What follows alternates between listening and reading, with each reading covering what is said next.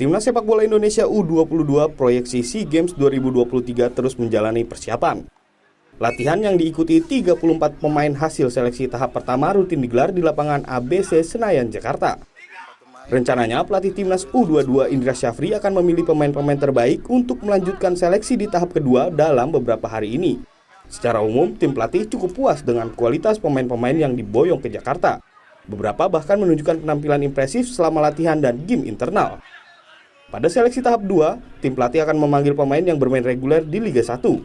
Jelang pencoretan dan pemanggilan pemain ini, Indra Syafri berharap seluruh klub Liga 1 mendukung program Timnas dengan melepas para pemainnya TC di Jakarta. Terima kasih banyak ya untuk pelatih-pelatih Liga 2 dan tentu juga pelatih Liga 1 nanti kami berharap tanggal 1 April karena kompetisi sudah hampir berakhir dan kami berharap pemain-pemain dari klub-klub mereka lepas di tanggal 1 April.